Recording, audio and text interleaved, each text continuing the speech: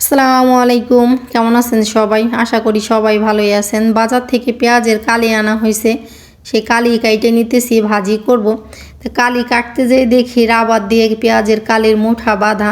আগে কিন্তু পেঁয়াজের কালি বাজারে আনলে কলার ফাতরা দিয়ে বা তেনা দিয়ে বা খেজুরের পাতা দিয়ে দেখতাম বাইধে আনতো।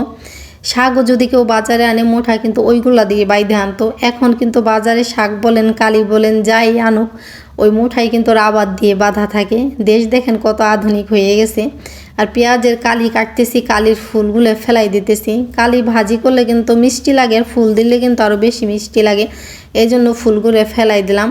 তারপরে একটা ফুলকপি কেটে নিতেছি, যেহেতু কাটতে বসছি এই জন্য দুপুরে কি রান্না করব সেটাও কাটতেছি। পেঁয়াজের কালি এখন সকালেই ভাজি করব, ওটা হচ্ছে মা চাপড়ি বানাইতেছে, চাপড়ি দিয়ে খাবো। আর এই ফুলকপি দিয়ে মাছ রান্না করব দুপুরে, এই জন্য ভাবলাম এখনই কাইটে নেই, যেহেতু কাটতে বসছি কাইটে নেই। ফুলকপিগুলো বড় বড় করে কাটতেছি, এই জন্য এর আগে একটা ভিডিওতে বলছি যে আমি ফুলকপি দিয়ে তরকারি রান্না করলে পরে নাকি ফুলকপি পাওয়া যায় না তালাশ করে, এই জন্য। তাই তো পেঁয়াজের কালি আমার ভাজি করে নেওয়া হয়ে গেছে। এদিকে আমার বোন এসে বলতেছে পেঁয়াজের কালি নাকি বড় বড় করে আমার কাটা হয়ে গেছে, আর একটু ছোট করে কাটলে ভালো হইতো। আর এমনি পেঁয়াজের কালিগুলো কিন্তু অনেক বতি, এত বতি পেঁয়াজের কালি কিন্তু স্বাদ লাগে না। আর এদিকে আমার মা হচ্ছে চাপড়ি বানাইতেছে, আর আমরা হচ্ছে ভাজি দিয়ে খাইতেছি। অনেকেই চাপড়িকে কিন্তু গোলা রুটি বলে, আমরা চাপড়ি বলে। তো এটা হচ্ছে দুপুরে। তা আজকে বাজার থেকে কি আনা হয়েছিল সেটা তো পুরোপুরি দেখায়নি। এদিকে টমেটো আনা হয়েছিল, তারপরে একটা বাঁধাকপি আর ছোট ছোট অনেকগুলো আলু। এই আলু দিয়ে কিন্তু আলুর দম খাইতে অনেক মজা লাগে। আলু ভর্তা বলেন, আলুর দম বলেন, আলু দিয়ে ডিম দিয়ে রান্না করা বলেন, এই নতুন এই ছোট আলু দিয়ে কিন্তু অনেক মজা লাগে। তা আনতে বলছি বেশি করে, অনেকগুলোই নিয়ে আসছে। এখন এই সময় কিন্তু বাজারে অনেক রকমের সবজি পাওয়া যায়। আজকে এইগুলা কিছুই রান্না করব না, আগামীকালকে এই ছোট ছোট আলু দিয়ে ডিম দিয়ে রান্না করব। যেহেতু বেশি করে আনছে কয়েকদিনই খাওয়া যাবে। আর বাঁধাকপির থেকে একটু বাঁধাকপি ভাজি করব, আর আলু দিয়ে ডিম দিয়ে আজকে রান্না করতে বলছিল, সেইগুলো আজকে রান্না করব না। ফ্রিজে মাছ আছে, সেই মাছ রান্না করব। তো মাছ বের করে আমি ভিজাই রাখছি, মশলাও আমার বাটা আছে, সমস্যা নাই। ভাত চড়াই দিছি, ভাত হয়ে গেছে, এখন তরকারি চড়াই দিব। তো এগুলো এক পাশ করে রাইখে দিই, রান্না করে নিয়ে অনেকটাই বেলা হয়ে গেছে। সকালে ভাজি আর চাপড়ি খাওয়ার পরে আর রান্নাঘরে আসা হয় না, এখন চলে আসছি এদিকে। মাছ ভাইজে নিয়েছি, মাছ ভাজার পরে যে তেল ছিল সেই তেলে এখন মশলা কষাই নিতেছি। মশলা কষানো আমার হয়ে গেছে, এখন সবজি দিয়ে কষাই নেবো। সবজি বলতে ফুলকপি আজকে মাছ দিয়ে রান্না করব।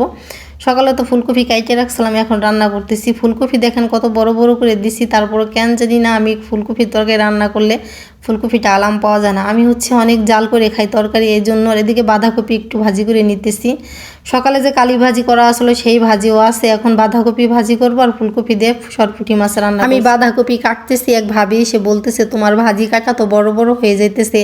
আমি বলতেছি কি এসছে আমি চিকুন করে কাটতে পারি না। এই কথা বলতে বলতে আমার আঙুলের মাথা থেকে কতখানি চামকাই গেছে। মশলা কষানোর পরে তো সবজি দিয়েও সুন্দর করে কষাই নিছি, তারপরে দিয়ে দিছি ঝোলের পানি। ঝোলের পানি দেওয়ার পর অনেকক্ষণ পর্যন্ত জাল হয়েছে, তারপরে এখন মাছ দিয়ে দিলাম। মাছ তো ভাইজে রাখছিলাম, মাছ দেওয়ার পরেও কিছুক্ষণ জাল করব। জাল করার পরে এদিকে টমেটো ধনে পাতা কাইটে রাখছি, এটা দিয়ে দেবো। অনেকক্ষণ জাল হয়েছে, তারপরে ধনে পাতা টমেটো দিয়ে দেওয়ার পরে তরকারি নামাই নিছি আমি। দেখেন আমার তরকারির কালার, শীতের সবজি দিয়ে তরকারি রান্না করছি, কি সুন্দর একটা কালার আসছে। তরকারি কালার দেখেই কিন্তু বোঝা যায় তরকারি কত স্বাদ হয়েছে। আর এরকম কালার না হলে কি তরকারি খাইতে স্বাদ লাগে বলেন? দেখায়ও কিন্তু একটা স্বাদ আছে। তরকারি হয়ে গেছে, তরকারি নামানোর পরে এদিকে বাঁধাকপি ভাজি করে নিতেছি। তো বাঁধাকপি ভাজি করলে আমার রান্না শেষ হয়ে যায়, রান্নাঘরে আর কোনো কাজ থাকে না আমার।